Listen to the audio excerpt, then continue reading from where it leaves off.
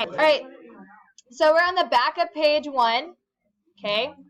And we're going to do the box method, okay? This is really important. You must be able to factor in order to do any kind of rational functions, okay? So what you're going to do is you're going to start off with the x. So we're going to do a times c, so that's going to give me -6. So I'm going to put a times c up here in the top. If it's not over there. This is page 2 through 7. You're going to have to write the other stuff on the piece of paper. Okay, so b is going to be 1. So what two numbers will make this happen? 3 and -2. Okay? 3 and -2. This is how you start factoring. Now, since this this coefficient right here is bigger than 1, we're going to draw our box. We're going to draw our box. Okay? And the first term is going to go in the first box, and the last term is going to go in the last box. Okay, so first term's going in the first box, last term's going in the last box. Y'all are stressing me out by talking. Okay, so first term goes in the first box, last term goes in the last box. And these two terms that you just found, they're going to go here and here.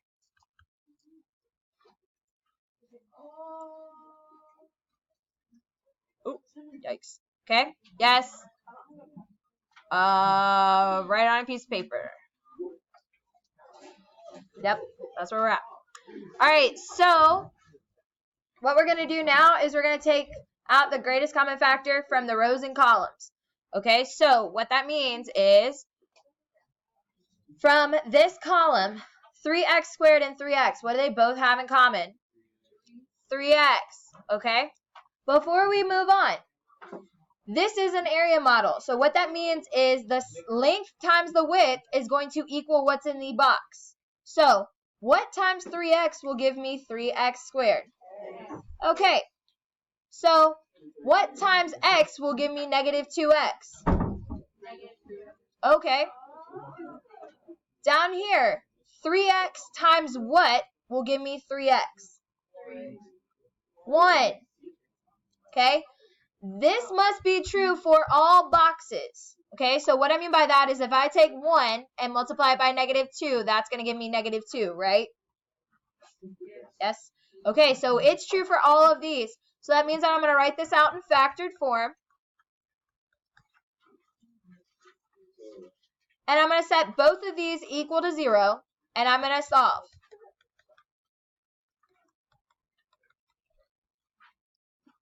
When I do that, I'm going to get x equals -1 and x equals 2/3. So our answers are x equals -1 and x equals 2/3. Okay, so this is the same exact problem. We're still on the back of page 1 in the top left-hand corner. So this is the slip and slide method. We're going to set this up just like what we did on the box. Okay, so we're still going to do the big X. A times C is going to give me -6, and B is going to be 1. So what two numbers will make that happen? 3 and -2, just like last time. Except now, we notice that this coefficient is bigger than 1. Okay, so what we're going to do is we're going to divide both of these numbers that we just found by that number. Okay, and it's going to make sense in just a second. Now, the two rules that we want to keep in mind is if it's a whole number, we're going to just write it out. Okay? If it's a fraction, we're going to take the denominator and put it in front. And again, this will make sense in just a second. All right. So with these two rules, if we divide 3 divided by 3, that gives me a whole number. That gives me 1, right? Okay, so I can write this as x plus 1. Now over here, if I take -2 and divide it by 3, that's going to give me a fraction, right? So what we're going to do is we're going to take this 3, put it in front of the x, and keep the numerator. So it's the same exact thing as what you would get on the box method. It's the same setup. It's just organized a different way. So you would still get x equals -1 and x equals 2/3. Everybody with me on that one? Okay. Go ahead and look at the top middle one that says pick a method, okay, and it says 5x squared minus 32x equals 21, right? Okay, so remember, our first job is to make sure that it is in standard form. Okay, that standard form is that ax squared plus bx plus c. Well, our c is j chilling over here, right? Okay, in order to move it to the other side, we're going to subtract 21 from both sides. So this is going to give me 5x squared minus 32x minus 21 equals 0. So now I'm going to try to factor this one, right? Okay, so if I do a times c, 5 times -21, that's going to give me -105. If I take my b, I'm going to get -32. Now, I know you don't know factors of 105 off the top of your head. So if you go to your graphing calculator and you type y equals button, and then you type -105 divided by x, and hit second table, or second graph, sorry, it will pull up a table that shows you all of the factors for 105, okay? So what you're going to do is you're going to look at your x and y, and that'll give you -35 and 3. Now the question is, do we do this through the box method way, or do we do it the slip and slide way? We can try it the slip and slide way. So what we're going to do is we're going to divide by 5. Okay?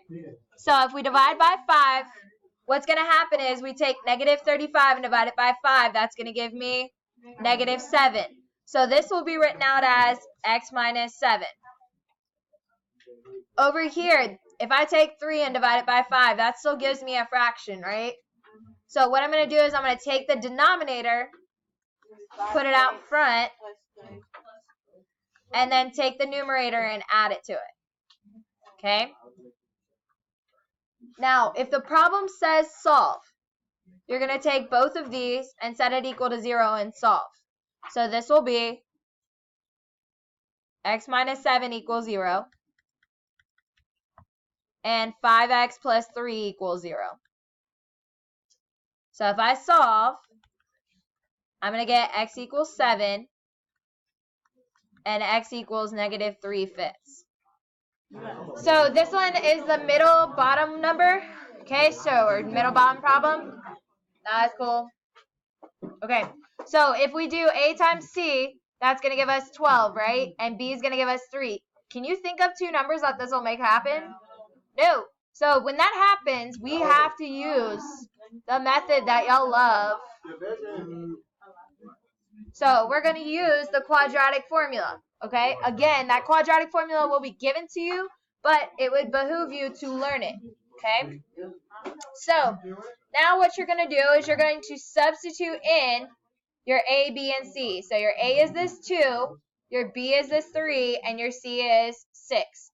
So when you do this, you're going to get -3 plus or minus the square root of 3 squared minus 4 times 2 times 6 all over 2 times 2.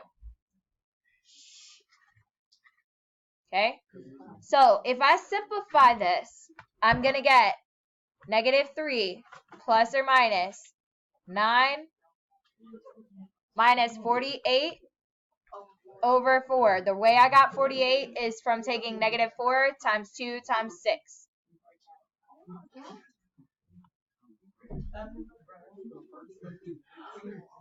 Okay? So now what I'm going to do is I'm going to simplify what's underneath my radical. So I'm going to get -3 plus or minus -39 over 4. And we know from the first or second unit that if there's a negative underneath this radical, we have to pull out imaginary, right? Okay, so negative 3 plus or minus I square root of 39 over 4. That would be your final answer because you can't break down that square root of 39 anymore. Okay? If you could break down that 39, you might be able to pull something out, so you might make sure that you check that. All right, so on page 2, that's where we're going to be. Okay? We're going to use these 3 rules. Shh, ladies and gentlemen. Okay, so we're going to use these. Hey! Okay, we're going to use these 3 exponent rules. Okay, so we're going to use the negative power rule, the product rule, and the quotient rule. Okay, these are the 3 rules that we're going to use. If you have not memorized them, I would write them down on your paper because you're going to have to use them for page 2. Okay, so take a second, write these down. The negative power, what's happening is if the exponent has a negative, then what you're going to do is flip it over the division line. Okay? For the product rule, if the bases are the same, then you're going to add your exponent. Right here, here's an example of that. So what I mean by that is 2 to the first power times 2 to the first power gives you 2 to the second power, which we know is 4. So 2 times 2 is 4, right? And the way that works is by the product rule. For the quotient rule, if you have the same bases, you're going to subtract those exponents. Okay? On the left-hand side of your paper, it says the steps. On the right-hand side, it's got this problem. Okay, so the first thing that you're going to do is you're going to flip your numerator and your denominator. Okay, so you're going to flip your numerator and denominator because of this negative exponent that's outside. So that's going to give me 5x to the negative second raised to the 5th power, y to the 8th, z to the second. This is going to be on step 2. 25 x to the negative 6, y, z to the negative 11th, second, all raised to the second power. And we have turned that to be positive because we flipped them. So on step 3, it says to get rid of any of the parentheses that are on the inside. So what we're going to do is we're going to take this negative 2 and we're going to raise it to the 5th power. In order to get rid of these parentheses, and we raise these exponents to whatever power, those are going to be multiplied together. Okay, so what that's going to look like is we're going to have 5 x raised to the negative 10th power, because we're going to take negative 2 times 5, and that's going to give me negative 10. We're going to keep everything else the same. And in the bottom, we're going to have 25 x to the negative 6, y, and then we've got z to the negative 22nd power. And the reason why we're raising it to the negative 22nd power is because negative 11 times 2. Is since we've got an exponent of 2 chilling out here, on that same step, we're going to raise everything that's inside the parentheses to that second exponent. So we're going to have 25, and why am I saying 25? Because 5 squared is 25. Okay? X to the negative 20 power, y to the 16th, z to the 4th, all over 625, because 25 squared is 625, x to the negative 12th, y to the 2nd, z to the negative 44th. So now what I did was I said, all right, there is this exponent of 2. So I'm going to take each of these exponents and multiply it by this 2. Okay? This is still step 3.